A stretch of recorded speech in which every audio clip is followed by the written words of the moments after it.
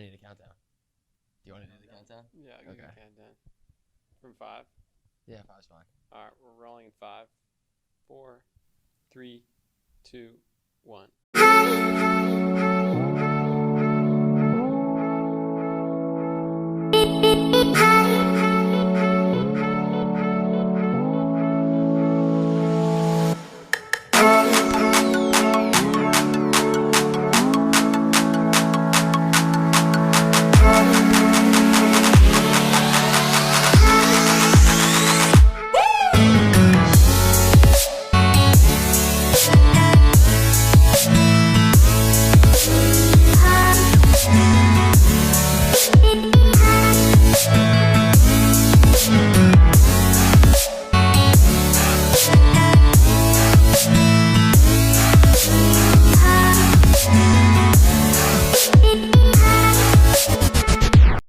Hello, and welcome back to Babson 15, Babson Athletics' newest segment to highlight the week that was in Babson sports. My name's Jonathan Liskov, and today I'm joined by my co-host, women's soccer goalie Morgan Fedosiewich, and Babson men's golf team captain Lane Bohman. We have no time to waste, so let's get right into it. Women's soccer lost in double overtime to Wheaton, but bounced back and won 1-0 versus Endicott, and the goal in that game was scored by Kate Ryan. Men's soccer won 1-0 versus Wheaton, with the goal by Giancarlo Aguelo, which was a very, very physical game with 10 yellow cards and 1 red card given out. They also lost 2-1 to Williams this week in a hard-fought match. Women's volleyball won 3-1 over Coast Guard, with Ali Puccio leading the team with 11 kills. Unfortunately, women's volleyball lost for the first time this season against Springfield College. For women's field hockey, they won 7-1 versus Mount Holyoke College. They had goals by Quinn Greer and Andrea Marguerite. They won 4-3 against Skidmore College, but they suffered their first loss of the season against number 1 ranked Middlebury College. Senior Quinn Greer was selected as Dungarron's Scholar Athlete of the Week. The men's cross-country team finished 5th at the UMass Dartmouth Invitational, and sophomore Anthony Rodriguez set a new program record in the 8-kilometer race. Women's cross-country finisher Alyssa Keith was the top finisher for the Beavers in the women's race. For men's golf, they came first at the Williams Invitational and are currently ranked number 23 in the nation. Senior Nicholas Gianellos posted a round of 66, the lowest score by a Babson golfer dating back to 1992. Let's get into our interview with Captain Lane Bohman. Well, on that note, Lane, it seems like you guys have a pretty good squad this year. So the first question I want to ask you is about that team. You guys are ranked number 23 in the nation. What makes you guys a top 25 golf team in Division III? Well, I think we will see with some updated polls. I think we're higher than that. I think we're a top 15 team in the country. Okay. I think what makes us so strong is our depth and our competition within the team. We've got quite a handful of guys that are fighting for only 5 precious lineup spots. So competition day in, day out is extremely, tough and is hard fought for those spots because everybody wants to travel. And to represent Babson in a tournament is really the most exciting part. So you told me that you guys are going down to Georgia tomorrow for a tournament. I want to know how you prepare to be ready to play in a tournament in Georgia. So do you go and scout out the course in advance? And when you're playing your practice rounds at that course, what are you looking for? What's important for you as far as preparation for a big golf tournament? Sure. I would say the key things are creating a strategy and a plan to go out and attack the golf course. So the best way to do it is to typically download like a GPS, booklet or GPS system. A yardage book, so that way you can already have a plan going into what clubs you want to hit on every shot, what tee ball you want to hit, what kind of spin you want to put on the ball, how high you want to hit it, where you want to be in relation to a certain flag that day. Right, so if it's a back flag, you may want to be at a different part of the fairway. So I would say picking apart a golf course and really building a plan around it has made us successful. We've been having our nights before competition. We've been doing strategy sets, with the team traveling the hotel room, trying to figure out exactly where we need to hit the ball and exactly how we're going to do it. Not getting too aggressive. And we've made more pars the last few weeks than any other team. That's been really really helpful towards us winning, because you don't necessarily have to force birdies, but if you're able to go out there and play for pars and believe that those putts are going to drop, right? Will come. Yeah, they'll come. They'll come. So that's been really helpful for us. Oh, that's great. And so talking about kind of your game and trying to improve it as a team, obviously golf has been one of the few sports that's remained accessible during the pandemic because it's outdoors. So do you think you were able to improve any aspect of your game during the pandemic, and how did you handle kind of practicing and training during that? Sure. So our team this past year was really not on campus. We had most of our guys either taking leave of absences or taking online classes elsewhere, because our accessibility to golf right around here was not very well. So everybody was training in a couple different spots. We had some guys in Florida. I was out in Colorado with another one of our teammates, our Canadian guy Jackson. He was at home the whole time. He was playing golf in Canada. So we were competing on our own and practicing on our own. And now that we've brought everybody back, we've got a really strong team, and we're hoping to keep riding the momentum. What about you personally? Like, what aspect of your game do you think you were able to improve upon the most during the pandemic?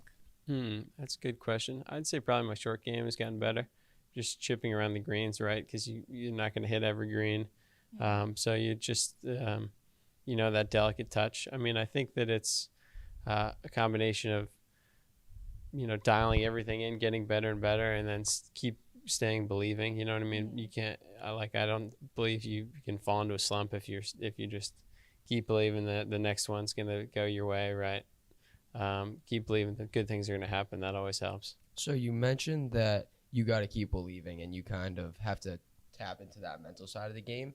And I told you before the camera was on, I'm not going to brag or anything, but 2-time Patriot League All-Star in high school for golf. So I was excited to have you on the show today, ask you some questions, because I remember when I was playing high school golf, there were days where I just didn't have my A swing. Yeah. Like I just didn't have it. It didn't feel like I had my best swing, and it was a mental battle, and that was something that I never really felt was my strong suit. So if you were to give me some tips on, okay, I just don't feel like I have my best swing today, what are those tips to battle the game mentally when your game isn't that A+? So the key here is to go more conservative, right? Because if you're not swinging with your A swing, which I've been caught many tournaments, not quite hitting the ball the way I want to, you just got to dial it back and go conservative. Say, hey, look, first step is hit the fairway. And then from there, we'll try to hit the green and choose a necessarily conservative target there. When you get not swinging the ball that well, you can't just start firing at flags, right? You can't be like, oh, I just made a double bogey, now I have to make a birdie. Like, you have to go about it in a respectful and process, and not really try to be a hero, right? That's one thing about when you're not swinging with your A swing, you can't be a hero. You got to grind it out. And I mean, I've started most of these tournaments already. I've started with a bogey on one of my first holes, and it's like, I'd love to start it with a birdie, but you just gotta stay strong and say, okay, this is gonna come back around. If you keep playing smart, keep playing conservative. That's great. And so my next question has to do with being captain of the team. So obviously being a captain is a lot of responsibility, and it takes a certain kind of mental fortitude to be a captain. So how do you go about leading the team and trying to be a good leader, especially with a team that's as small as Babson Golf, trying to keep everyone tight-knit and together? Sure. So I'm lucky to be joined with co-captains with two other guys, Bert Gessner and Nico Gianellis. We're roommates too, so that makes things easier. We're able to, talk about everything we need to, and also be responsible for not everything at once, because we've got another couple guys have our back. So that's been nice. But otherwise, we're trying to build team chemistry, right? Have our guys come up, hang out with us, and I mean, we go get dinner after playing golf, and so I would say we're trying to be a leader, trying to be captain. It's nice to have another couple guys, but I'm working with what the guys before me, what the precedent that they set, and they were all great leaders and great examples. So just trying to do what they're doing, what they did for me. Well, that's awesome. So I have one last question for you to wrap up. So obviously you've had a lot of captains in the past, great teammates. what would you say is your best Babson golf team memory of all time so far? It doesn't necessarily have to do with golf, but Yeah. Gosh, before this past weekend, I probably would have said going down to Georgia.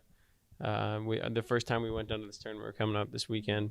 We never played in it. We like dark horses. Nobody had heard our name before. Nobody knew us. They didn't, who's to say what they thought of us? And we won in the van ride home. We had to catch the van to go to the airport to make sure we could catch our flight out of there.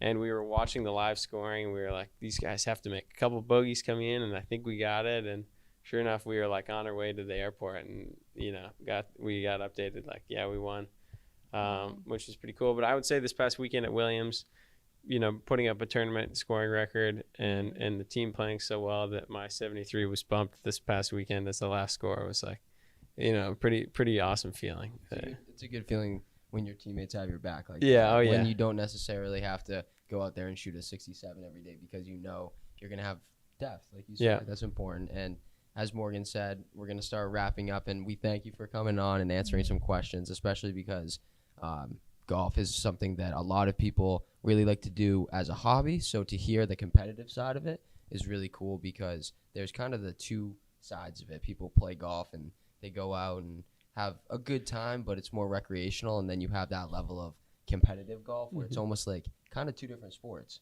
where one's a little bit more of a hobby and the other is like a real competitive game. So it's cool to hear your thoughts. And then I actually do have one more question, which is if you are taking the turn going on to 10, what are you pulling out of your bag for fuel on the back nine? Oh, that's a good question. Need fuel out there. We play some long rounds, so I'm going with like some Nutri-Grain bars or some sort of protein bars. Recently been doing some like hydration multiplier. Liquid IV. Well, yeah, liquid IVs. That's a gas.